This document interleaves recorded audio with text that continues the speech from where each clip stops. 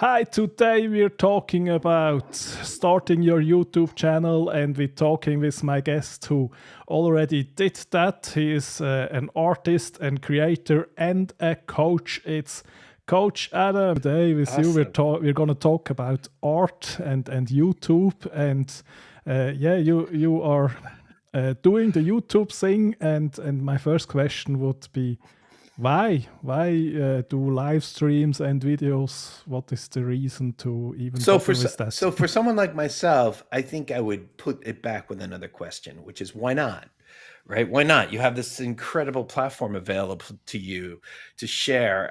One of the things that I've learned over the years, and as an artist, right? And so people know me as an artist. I draw, I paint, to do all of these creative things. I could go and try to find an agent or a gallery or someone to promote me. Why not just use YouTube or something like Facebook? I use Facebook as my gallery, right? I don't even need a website to host my work. Now, people would say, yeah, you should have your own website because you can't be canceled. I appreciate that, and I do agree with that. But I'm just probably too lazy. I've done it before. I just have been relying on using Facebook, YouTube, and Instagram as my channel to, and really my gallery, the way to share what I create as a creator or creative, right? And because I'm just someone who likes to start things and do things and create things, and people who know me, I'm very enthusiastic. I get started, I go head in. I'm the first one to raise their hand. I'll always have a question, always jumping in, right? Having something like YouTube is such an amazing uh, option, right? And an opportunity. Like, why not? Why not use it? My problem isn't starting, it's keeping it going because I'm always looking at the next thing, right? Oh, I already started that. I'm going to start something else. So anyway, that is my point. And I started making video on YouTube over 10 years ago. And I think the first time I really leaned into YouTube as an actual trying to make a channel was, and I couldn't believe it. I look back, and a lot of these videos I've hidden, I've made them private or unlisted on my channel. It was 7 years ago. I decided this is going to be the year of YouTube for me. And I did. I spent a year after spending a lot of time creating podcasts, and I had a very successful monetized podcast on called the Slow Runners Club for those without a need for speed. We ran 4 marathons. I had a groups training. We raised probably about $20,000 in charitable funds through the group. That was the monetization went to all to charity, and at the time, and it was all a podcast. But what I would do is we would put supplementary content on YouTube. We never took YouTube seriously or video because it was really for runners. You're not going to watch a YouTube when you're running, right? You listen to it while you're running, Makes right? sense. So it's creating the audio content was more about, for the running community. But then when I stopped running, I had a sort of a catastrophic injury with my ankle, and I cannot run. Doctors are like, do not run. You can bike, you can swim, but do not run. And that was tough. And I had to walk Mm. away from that. But I was like, you know what? I'm going to do a year of YouTube. And I did. And this was 7 years ago. And I did Veda. Back then, it was Veda through, it was a Savvy Sexy Social, SSS Veda, if anybody remembers that. Right. So, and it was, August and April. So April and August, you would create a video for 30 days and there would be prompts and you would follow them. But there was not so much community. It was a Google sheet, and like 200 people would sign up and you would follow who you wanted to follow. And you would just, anytime during that day, you would upload the video, however it was, whether you did it on your phone or you did a whole produced video. But the hard part was just creating it every single day, because people generally would create a video every week or even once a month. It wasn't quite as frequent. And that got me through understanding like the intensity of a challenge. And so I started doing these 30-day challenges for various things, not just making videos. Like last year, or maybe it was 2 years ago, no, it was last year, I did Shirtember.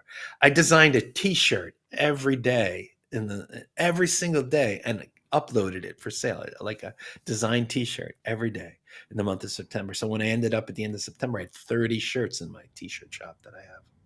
And it was an incredible experience because you just jamming, jamming, jamming, jamming, jamming, and you end up at the end of the month with this incredible collection. And to this day, I still look back at the months where I do challenges like this, and I look at that as a body of work. Like, that's a body of work that you created, and I feel really proud about that. So the reason why I bring that up is that leads me to where I am now. I'm right in the middle of a challenge, and I just finished the challenge. So many of the folks watching know that August was Lita, live every day in August, which is just like Veda, which is vlog every day in August or April. But now it's evolved. And this is where you go live in a private group. In the old days, 7 years ago, you just put it up on YouTube. Or you could put it anywhere. It was just to say that you did it. It wasn't as organized and as private, right?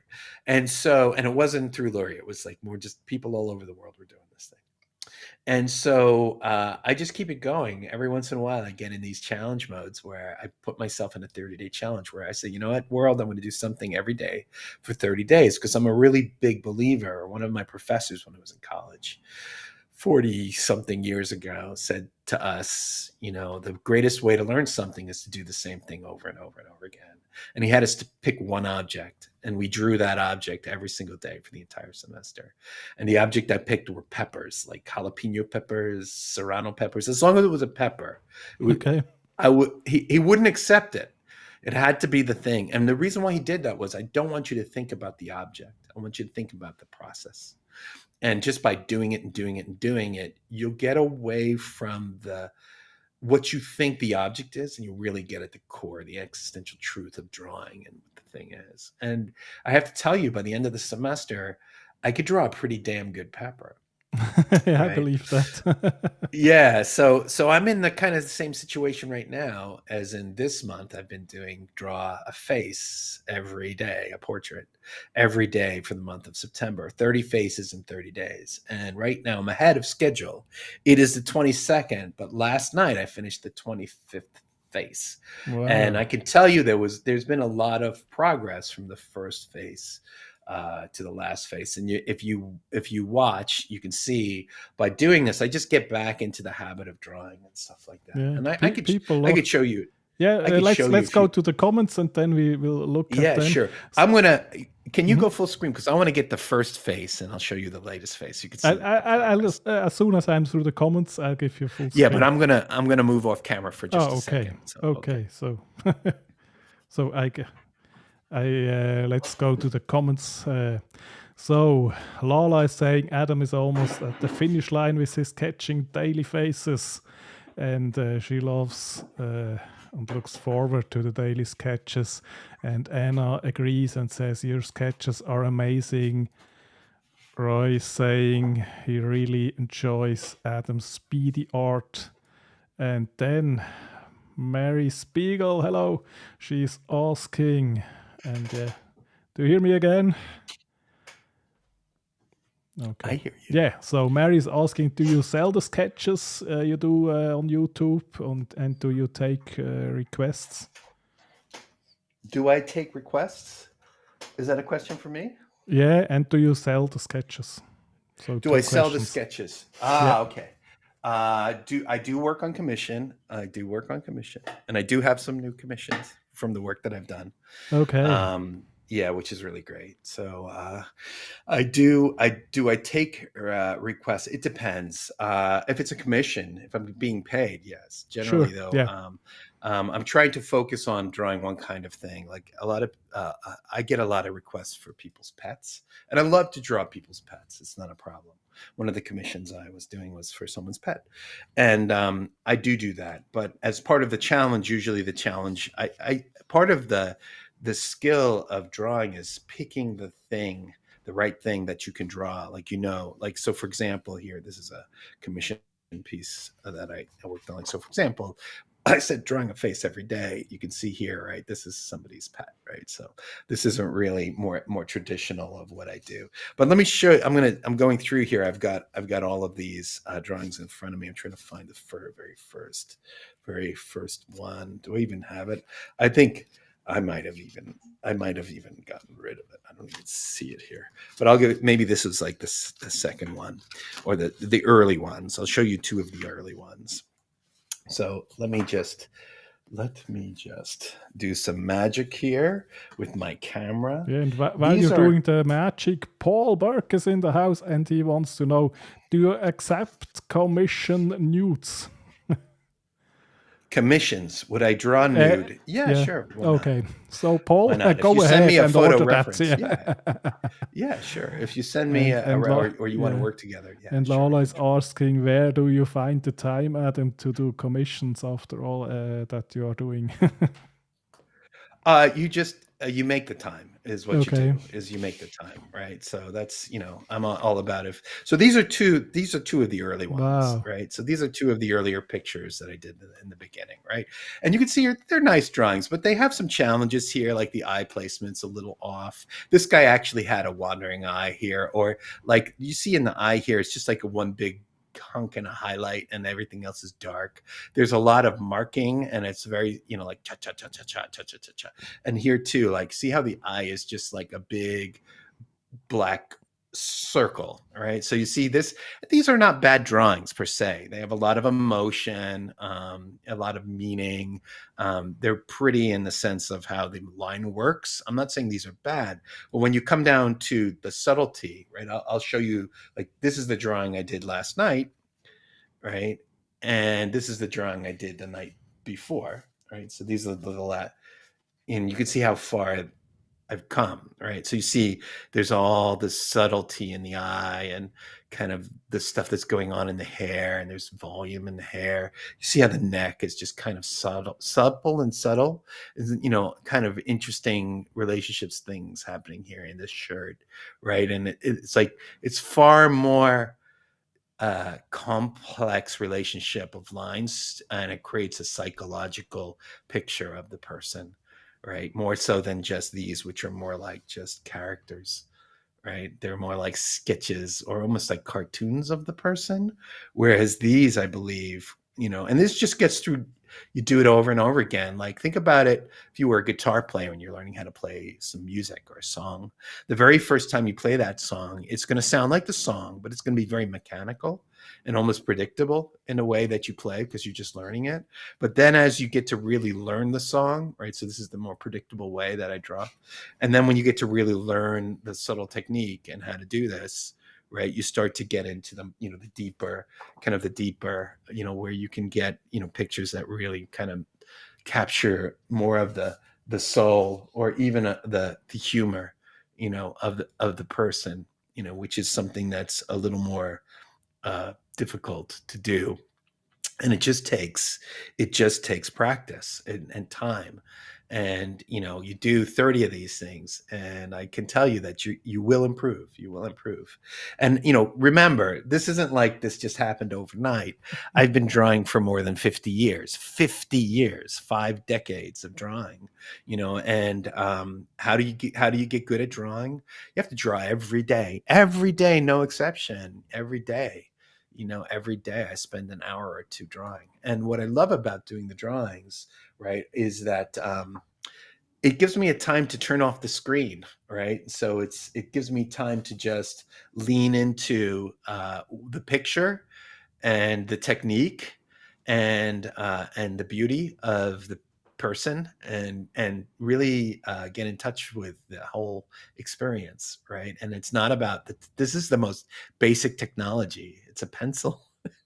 It's a pencil, and it's just doing this, right? And everything else goes through your mind, right? Goes through your mind, which is the most amazing machine of all, right? And I think that as a result, you end up with something that is really, really special and meaningful and rewarding.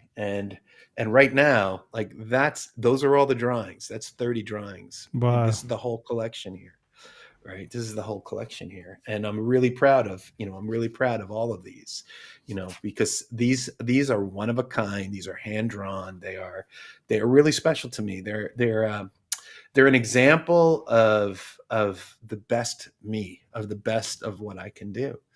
And and everyone has something that they do. For me, it's drawing, right? So somebody else, it might be singing, or it might be baking, or it might be mowing the lawn. Yeah, Nobody for else me, can it's mow the lawn. pushing some buttons here to have you in the picture and have Yeah, the chat whatever it here. is, you're being an engineer, right?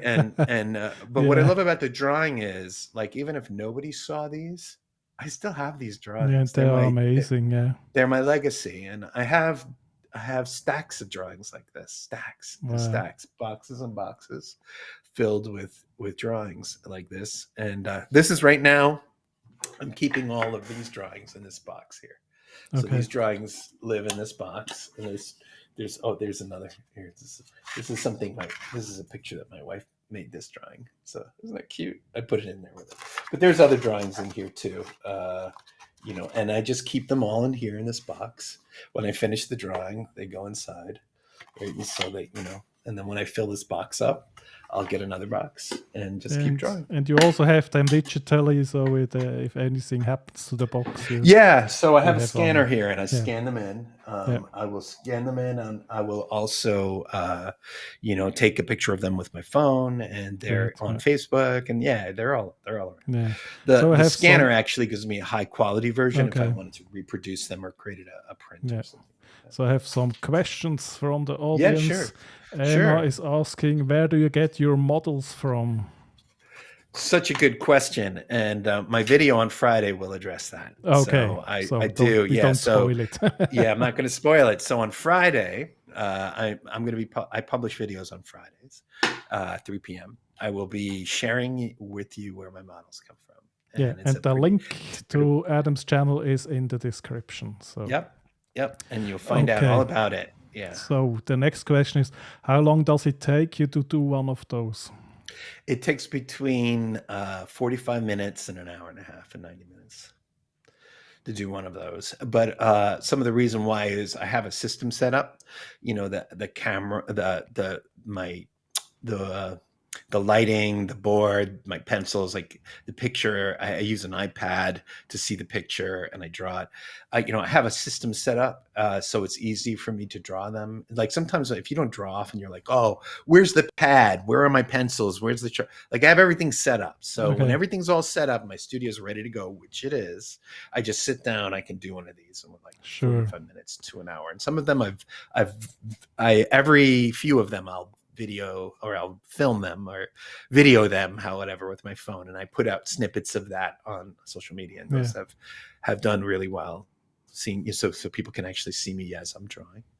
Okay, and Mary's asking how do you pick your subjects, and that is also coming on Friday, carefully. I think. Yeah, very carefully. Yeah. So on Friday, I'll be talking about, to some detail, the platform that I use that's helping me find my models. Yeah. And I can share with you that all of the models that I am drawing have given me permission. And also that I can, use this picture, that I own the picture. Like there's no copyright issues.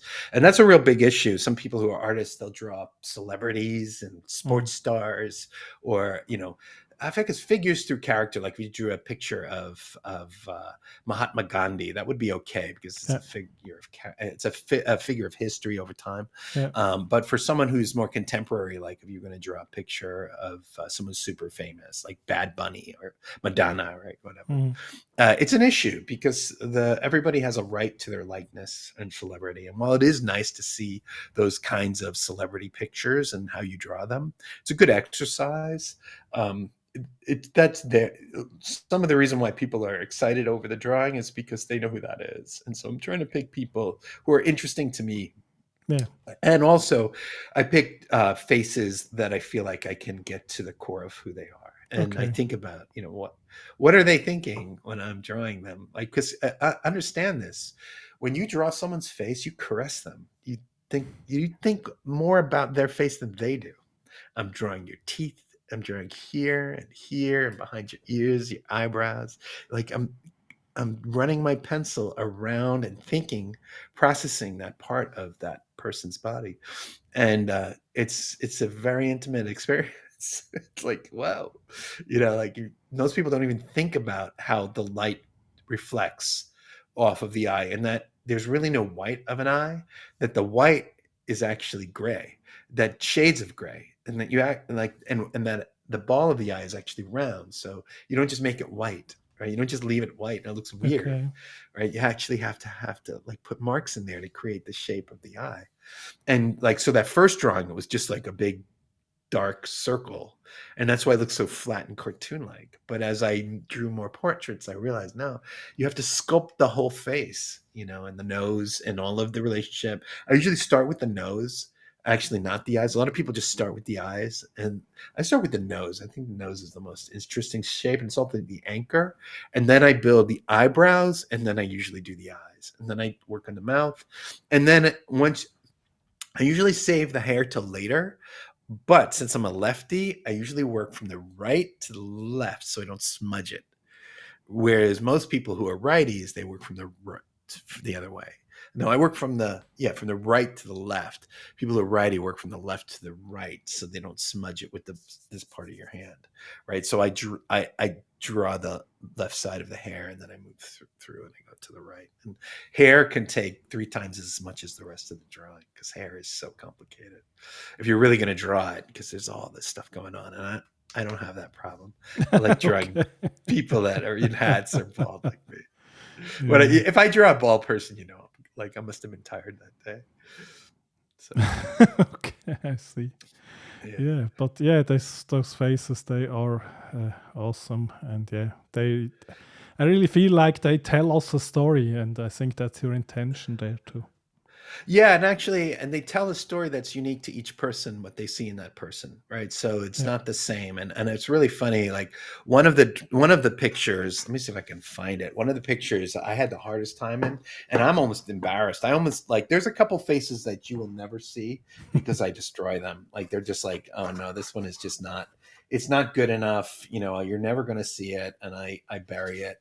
I bury it, and you never even get a chance to enjoy it, because I edit and I say, nah, this is going in the wrong direction. I'll start over. And there hasn't been a lot of those. Yeah, this is the face. There hasn't been a lot of those, but this one was the closest one. I think only 2 actually were destroyed, because I was like, oh, this is just not good, right? And I'm happy with that, because usually there's a lot more. But this one almost got destroyed. I almost balked, but I'm glad I didn't. And a lot of people really love this picture, right? Which is the one with the eyes closed. And I was using a smudging technique for this one, and it was really hard for me to get this right. And there's a lot of problems with the chin and the edge of the face. It's too flat. It's too flat. And but when I posted this one to Facebook, everyone was like, "Oh my God, there's so much emotion there. Oh, it looks like my mother," or something like that. Or like, "Oh, that I love that one the most." Right? So like, I don't, but other people Yeah. do, right? So you never know. So people have their own thought, like what everyone's favorite is usually very different. So that's kind of the fun thing. Like my favorites don't match to what others are, and so I'm just making them. And so my challenge is 30 faces in 30 days. I'm on face I just finished phase 25, so we've got 5 more faces to draw. I've already had my face for today. It's all set up. Right after this, I'm gonna start drawing. I'll get the next face up sometime this evening. But I'm thinking, I'm going to end probably before the end of the month. I'm going to have a few extra days, and in fact, I'm so amazed at how well this has gone. I'm so amazed at how much positive feedback I've received and encouragement, how moved people are, and how surprised, and how it kind of helps people identified with the most simple things in life, which is just like drawing like pen and paper, so simple that it's so important, that I've decided I'm not going to stop at 30. I have a new goal, and this is the first time I've even mentioned this. So it's not going to be 30 faces in 30 days. I'm going to go for 100 faces by the end of the year. 100 faces, which is a daunting task. So I'm only 1/3 of the way. We're not even 1/4 of the way. Yeah, but One that's great quarter of the news way. for us Yeah. because we're Yeah. gonna see So so much you're going more to see a faces whole from lot. you. Yeah, you're Yeah. going to see a lot more faces, and through the end of the year. and it might take me a little longer. It might not though. And so I'm committing to doing 100 faces, and I really look forward to where that journey is going to take me, because like as I shared with you, the journey from those first faces, which were good, right? But you can clearly see there was a progression, and I feel like I'm just getting started, right? And I feel like at 100 faces, right, it's going to be like, oh my God, it's like a Rembrandt, like it's just the thing you do, why stop? Why stop? Right? Why stop now? It's just like, I'm just warming up, and we'll see where it goes. We'll see where it goes. And, if it keeps going the direction that it's going, I'll just do this, and I'll live like an artist. Do Yeah, commissions and drop pictures of people. perfect. Yeah, so That's and share with you about how I'm doing that on YouTube. That's what my whole YouTube channel is about now. Is about this whole adventure and yeah, how you can and do it. Yeah, yeah, but it's really fantastic, and people here in the chat are loving this announcement. You heard it here first. It's that's right. exclusive news. So Marcus got the scoop. yeah, absolutely. Sorry, guys. He deserves it. He deserves it. Thank you. And I have to wait till this comment comes here. Yeah, Marcus saying, "Don't cut off your ear, Adam." I need them. Okay. That's why I'm wearing these. I was about ready to, but I was like, wait, put the headphones on. I can't get to the ear. So you can cut the cable instead. It's much less intrusive. Absolutely. Yeah, but that's really great news. And so let's talk a bit more about YouTube, because you also use those faces now on your channel. And yeah, how did you come up with what to do on YouTube, and how to start your channel and how to go forward there? Yeah, okay, so this is the long, boring part of this conversation. So if you have to go to the bathroom or need to make a cup of coffee, I recommend you do that now. So for me, I was clear in my intention this year was to really lean back into creating YouTube and making a channel more seriously. And this was a decision I made last year. And I looked at all of these different coaches and programs, and then I found Luria, and I've known of Luria, and I did a few other programs with her earlier. And, I remember a couple of years ago, there was another Expand Your Reach, but it was free. I think it was during the pandemic it happened. And I did that. And then this one came, and I signed up for Expand Your Reach. Was so excited seeing the roster of speakers. And that was in January. So, excuse me. So I started with Expand Your Reach, and that really inspired me. And I'm like, here's all of the people, the community, everything I need to get started to lean in. And at the time I was relaunching, everyone was like, oh, you should really do podcasts again. Your podcasts were so great. And I had always wanted to do a podcast about podcasting, because I know so much about podcasting. Remember, I built this whole thing around running and fitness and all of these things, which I no longer do. But it's been a few years now that has passed, and we were fully monetized. We had thousands of downloads. It was a really great group, and big group on Facebook. And the content would just create itself. It was so much fun to do. But I closed that down and drifted away for a few years, and then deciding to get back, naturally I said, well, I'll just go back into podcasting. And since I'm not going to be running, I want to just talk about podcasting. And so I started a podcast about podcasting, and I went into the 90-day sprint, and I created something called the Podcast Starter Club. And it was really good. I mean, the content was good. There was certainly plenty to talk about. I had it well structured. I designed a site. I had a whole program. I was going to do courses and create a membership. And I just started to lean into it for like 3 months. And when I was in the Expand Your Reach 90-day sprint, I had Lala as my leader. She was such a great coach, and she was behind me and all of my other group members. It was really an amazing experience, and I ended up in a really good place. I published like 18 episodes of the podcast and did all kinds of stuff. And I'm going to be Mr. Podcast. My heart wasn't in it. It really wasn't. I just realized, like, oh my God, I'm just so tired of talking about tech and the podcast of the podcast of the podcast. And I just decided this isn't it. This isn't it. I just had a feeling that this isn't it. And the one thing I've never, ever talked about and ever did anything creative about is the thing that I'm most capable of doing. And this is what I'm actually a designer. And everyone who I work for professionally knows that I draw and knows I'm like, I have this great skill and I sketch and do all these kinds of things for work. Right. So, like, that's who I really am, is this incredibly creative person, talented artist. Right.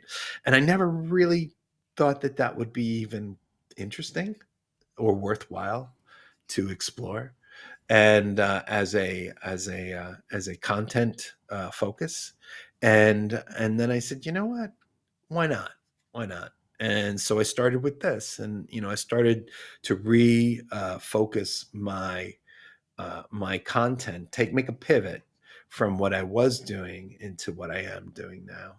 And I feel now that I'm finally where I need to be, right? And focus more on the drawing, and the content just creates itself, rather than just like that was the secret about when I had my podcast about running. I just focused on running and like trying to go to the next event. Like, so say you want to run a marathon and you've never run before. Well, that's a story. Just tell that story for, how long is it going to take you? 18 months, right? Yeah, that's a great story. Just tell that story. How was your training this week, right? And that's what I basically did for like 10 years. And it was great, right? And then other people would come on and they tell their story, and there's this whole running community, right? Incredible. But eventually, if you're around, you're doing something for that long, you outrun it. Sorry for the pun. And this is just one thing I've never really shared, and part of it is that I feel vulnerable. Like, I do have weakness in my creative powers in my drawing, and by sharing those weaknesses, it's very revealing, right? Like, I don't want to share like when I have a problem with a drawing, because I'm a professional. Like, I should know how to do this, right? And so it's hard, when there's something that you're known for doing well, and you don't do it well, and sharing that and getting through all of that. And then, with that comes, decades of the experience of being able to do this. Like, how do you get to the degree of you can draw at that level? It just takes practice. That's all. Just practice. You just keep drawing. Just keep doing it. And that's just a metaphor. Drawing is just a metaphor for any discipline. You want to be a better comedian? Start telling some jokes. Trust me, you're going to stink in the beginning, but you're going to get funny. Yeah, even if you stink, it's funny, right? So you can try that next if you get bored of drawing. No, but seriously, so you went first with this, let me talk about podcast, and the drive there was probably you said, okay, I want to do something online, but I'm not ready to open up about my art and show people my art, and so just go with that. Yeah, so exactly right. And you know what? When I went to actual experts, coaches that I hired, I paid a lot of money to go talk to people, and they would all say, you know what? You need to produce what the audience wants. And what the audience wants is to know how to podcast. So you like, rather than following your dreams, you should be talking about podcasting. I'm like, you're right. That is true. Look at keywords. What is the keyword telling you to produce, right? And that's what I did. I was like, yeah, it makes a lot of sense. Podcasting's really hot right now. So it makes a lot of sense. But if your heart's not in it, it doesn't matter how popular it is. It's just not, it's not sustainable. You're just going to fall out of love with it. You just be like, I got to do this thing again. Like, oh, I got to think of another show, and then if it's something that you truly love and turns you on and is at the core of who you are, right? This is who you are. You do this thing. That's a whole different story. So why it's hard for me is it's revealing. It's the true you. Yeah. It's who you really are. And if you are criticized for that, you're really criticizing me. Okay. Not this character that I've created. Yeah, but on the other hand, you can really connect with people and not with the Yes, character exactly. you And people created. can Yeah, see it a mile away. This is, yeah, yeah, like, oh my God, this is special. Why were you hiding this from the world? That's that kind of thing. When you hear someone who could sing and you're like, why aren't you singing? Right? It's a gift that needs to be shared, right? yeah, So it's that kind of thing. And it's time. It's time. It's time. Every day you have one day less. And so it's time to get yeah. to get started. I mean, why should you start? Because you have one day less. That's why you should start. You should have started 10 years ago, but the second best time to start is Is now, now right? okay. Yeah, Right. So but I think the perspective of the coach you mentioned, it's not completely wrong. So if you would have been really passionate about podcasting, then it would have been the coach right was giving thing. me sound advice. I'm not going to say who it Yeah, was, right? But it was somebody super popular, and if I said the name, you'd know exactly no, who it it's is, okay. right? And they were right. They were 100% right, but it was 100% wrong for me. Yeah, Yeah. but the advice still holds up. Just you still should give people what they want, but that has to intersect with what you have to give, and what you have to give is your art, and in that in that niche you still can look what works well, and what do people really enjoy. Like you told with the one picture you almost destroyed, and it resonated so much with Yeah, people. I think for me it was like, why would anyone even want to look at this? Seriously, this is okay, but I can't. I draw well, but not really well. I mean, not like I know other folks can draw so much better than I, right? But it's like, whoa, whoa, whoa, whoa, whoa, whoa. You draw like crazy good. Like that's what people tell me, right? But I Yeah, don't see that. You're your own worst critic, right? It's like, Dad, this isn't that good. Come on. Come on. I've been to the Met a million times. And that's why I can draw so well, because I've been to the Met a million yeah, times and I look at the drawings and I'm comparing myself with Picasso and Rembrandt. And not that there's a reason to compare yourself there, but that's when you're used to seeing that as drawing and then you compare it to yourself. Of course, you're not going to compare, but you have to just, forget that and just lean into it. This is what I have and this is what I can do.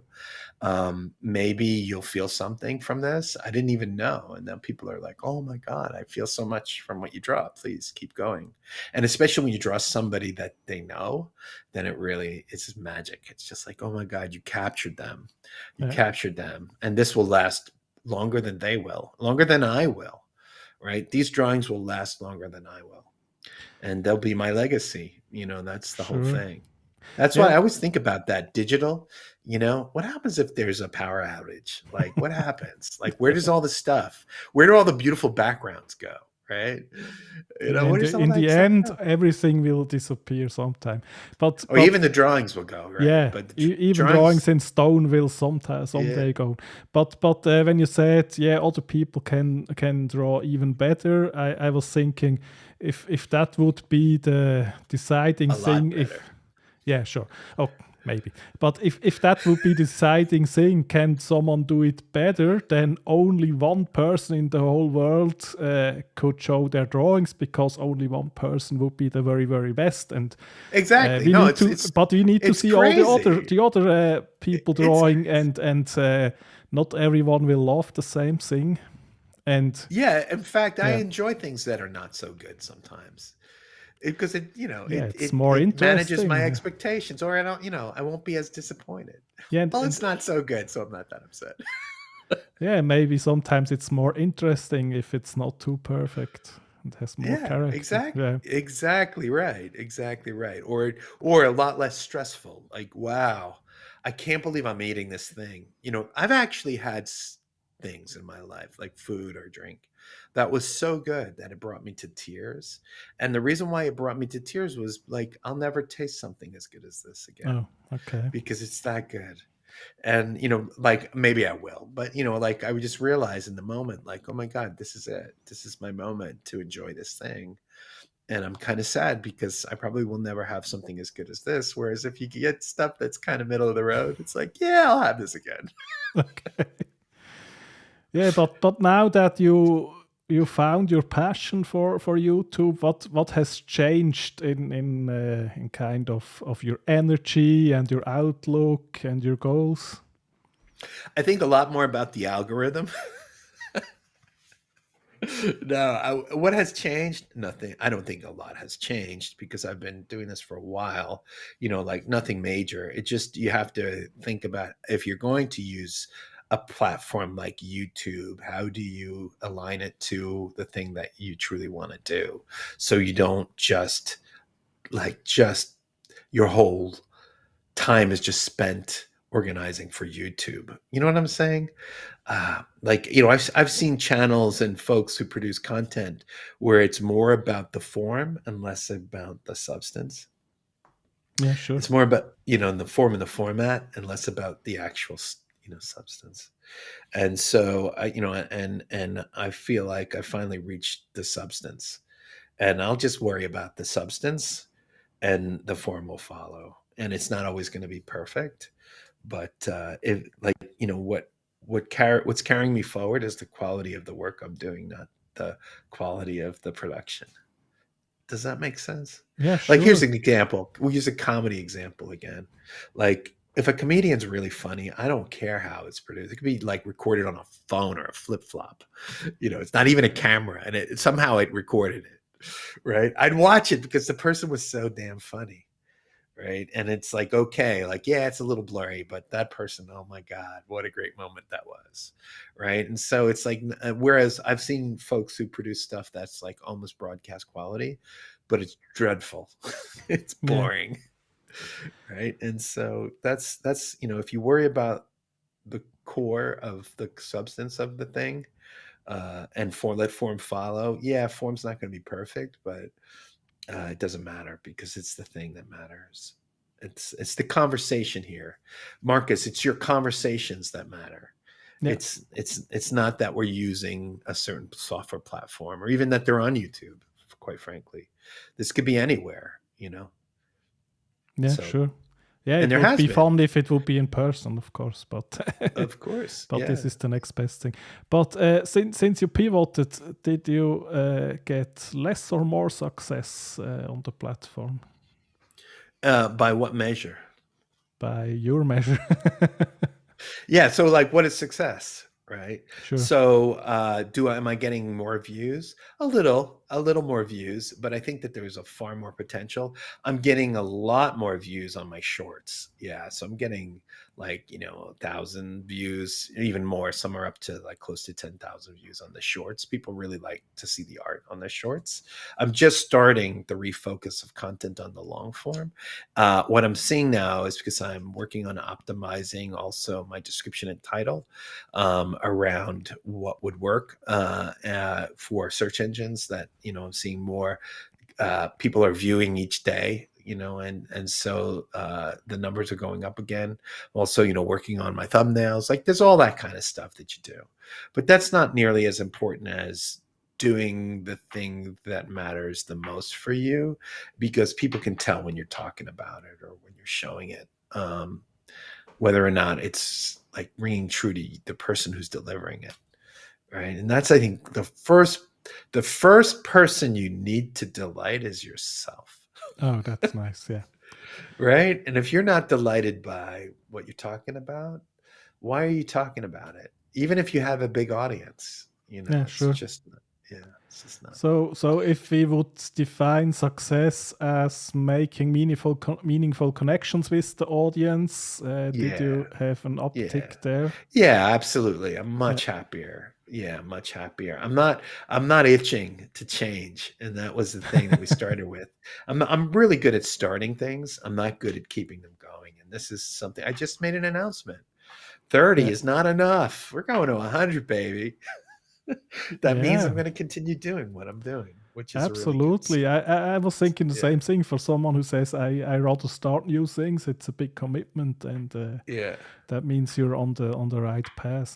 And I Yeah. think that will help you a lot with the energy you need to put into YouTube. Is a long game, and Yeah, and that exactly and your right. passion and and even your vulnerability and all the feelings will help you keep going. Yeah, and there are a lot of you out there, but my goal is to draw every single one of you. So get online. Okay, I get to the hairdresser first. But You're first. Yeah, you're first. or are you yeah, you will make my hair however you think Whatever of you it, want. artistic.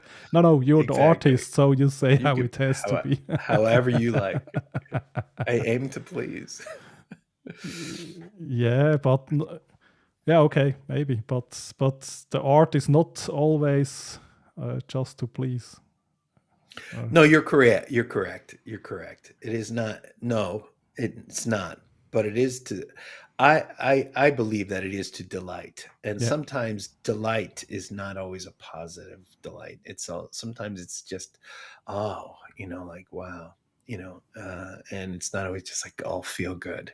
Sometimes it's to move somebody, but to feel something. That's when something's truly art. And you might call it art, but if you don't feel something when you look at it, I mean, because what it really is, what is a board with some paint slashed around on it or some markings on a piece of paper? That's all. It's nothing. It has no real meaning outside of what the image, of the effect of the image is on the person. It's this weird communication that happens, and for someone to feel something, and it's when you really feel something is when you're successful. That's when it's good. Did I feel it? And it might not always be a good feeling, but did I feel it? Mm-hmm. And if you feel it, you're doing the right thing. And I'm feeling it, man. I'm feeling it. I think you can tell, right? I'm feeling it. So it's good. Absolutely. It's good. Yeah. And all the people, all the feels, all the feels, yeah, the good ones, the bad ones, all the feels.